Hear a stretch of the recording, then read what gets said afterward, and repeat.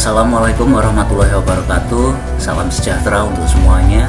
Adil Katalino, Bajuramin Kasaruga, Basengat Kajubata. Bertemu lagi dengan saya, Galuh Bayu Ardi. Dan kali ini saya akan bersama Anda akan membahas mata kuliah kebudayaan, sejarah keberagaman kebudayaan Indonesia. Untuk ini video yang ke-12. Oke, di sini kita kali ini akan coba melihat sebuah keberagaman, variasi dan distribusi etnis, dan kali ini kita coba melihat dari data angka, dalam arti data yang berupa jumlah saja, tapi kita lihat berdasarkan periode waktu. Oke, bagaimana kita akan berbeda di sini karena dalam sejarah keberagaman kebudayaan Indonesia pada pertemuan ini kita akan membicarakan dinamika perkembangan etnis di Indonesia. Nah, ini didasarkan pada sumber data yang berupa data angka. Kita lihat di slide ini, data angka yang sumbernya merupakan dari sensus penduduk 1930, 2000 dan juga 2010.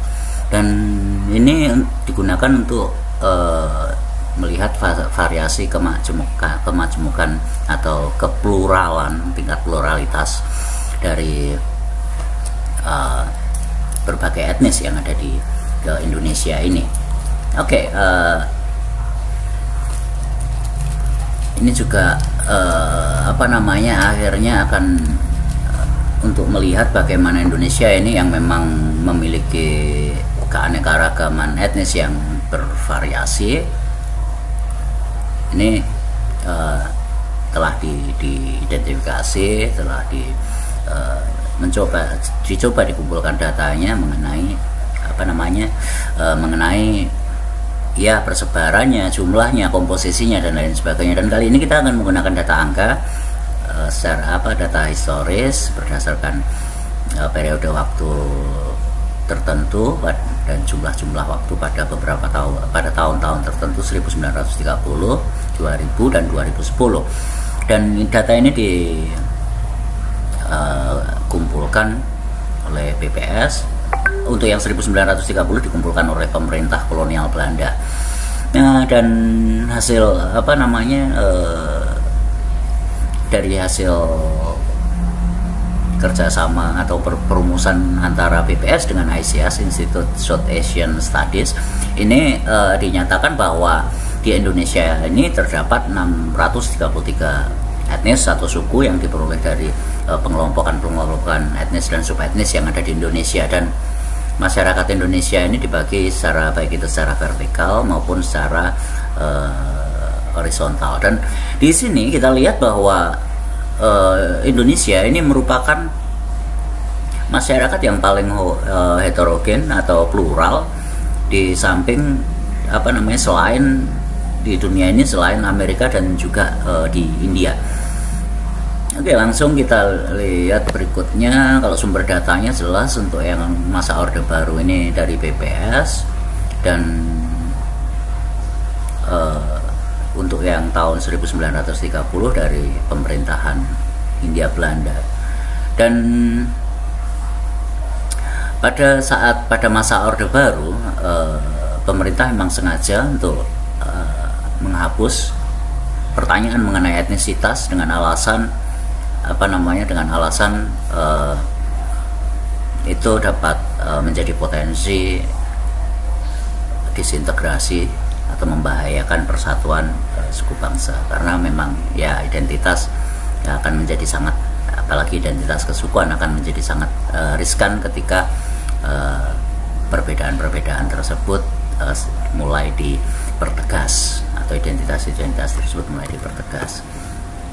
Nah, di sini permasalahan kependudukan di Indonesia pada dasarnya adalah pada awalnya sejak pemerintah kolonial Hindia Belanda itu memang karena tidak meratanya jumlah penduduk di Nusantara ini, dan juga pada saat pemerintah kolonial Hindia Belanda itu mereka membuat perkebunan yang tersebar di Indonesia, antara lain di Sumatera.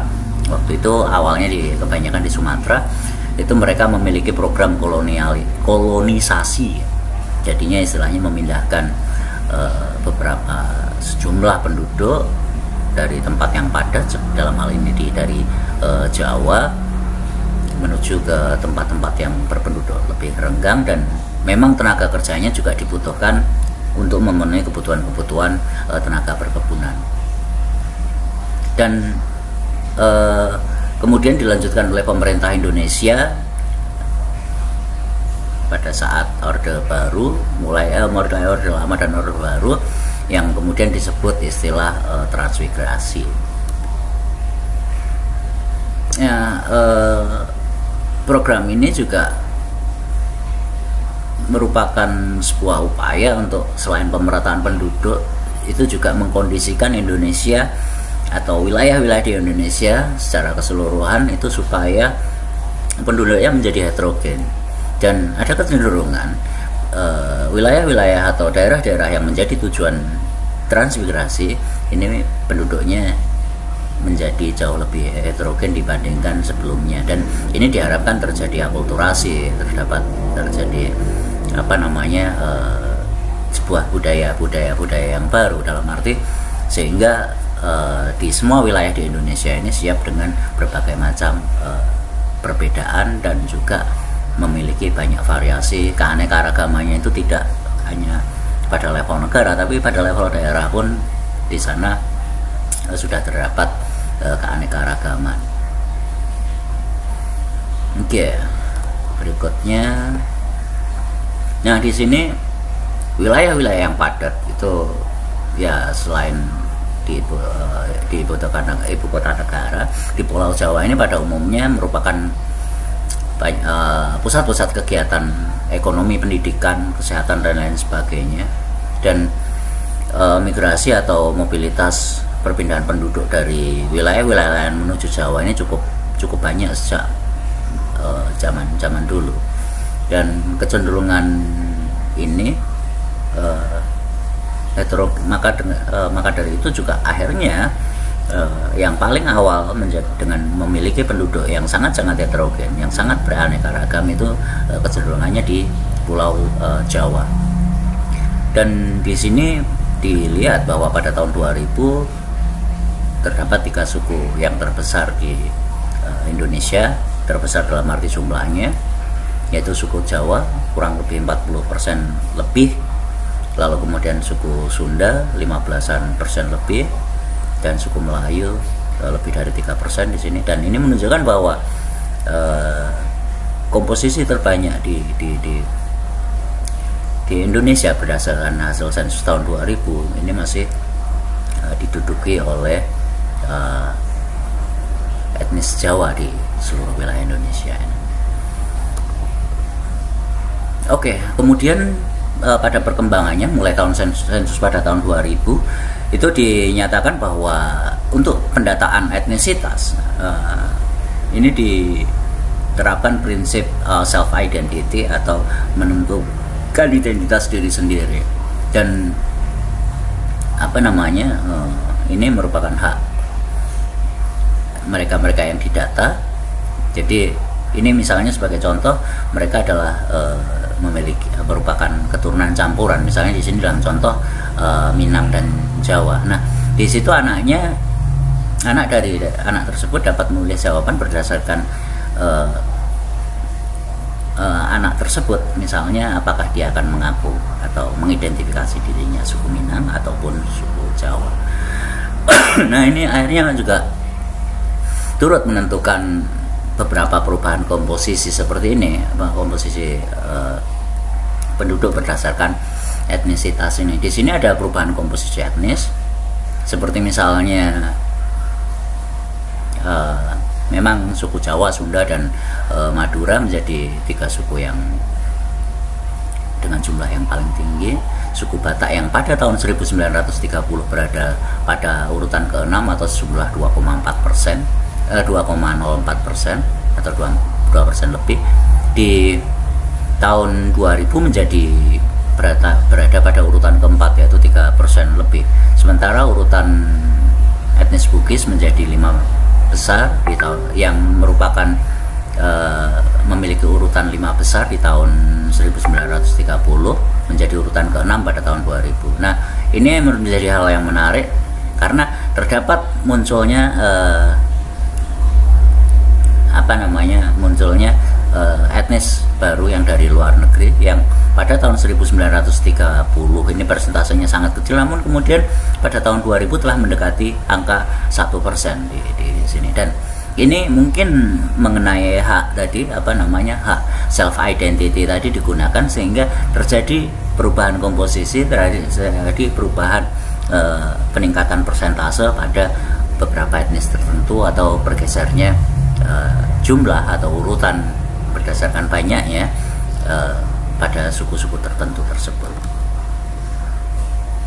Nah, di sini etnis Jawa justru pada tahun 2000 ini menjadi yang tadinya 47,02% menjadi 4,1, dan di sini terjadi penurunan. Berarti mungkin untuk keturunan Jawa dan dengan yang menikah dengan etnis lain itu mengaku bahwa mereka sudah tidak lagi mengidentifikasikan diri menjadi etnis Jawa. Dan ini yang walaupun populasinya masih tetap mendominasi atau mempunyai jumlah atau komposisi persentase yang terbanyak. Nah, di sini kondisi program pemerintah yang dilakukan sejak pemerintah kolonial Belanda yang dilanjutkan oleh pemerintah Republik Indonesia sebagai upaya pemerataan pembangunan dan penyebaran penduduk dari pulau yang jumlahnya atau pulau yang padat ke arah pulau-pulau yang penduduknya masih renggang atau jarang. Dan ini juga intervensi ini yang turut merubah komposisi dari etnis-etnis yang ada di Nusantara, keanekaragamannya dan lain sebagainya. Nah, di sini suku Madura adalah salah satu suku yang aktif berperan dalam program pemerintah, yaitu transmigrasi di sini. Dan di sini juga selain turut menyukseskan, tapi juga di beberapa daerah memang terjadi konflik atau terjadi gesekan-gesekan antar etnis di sini.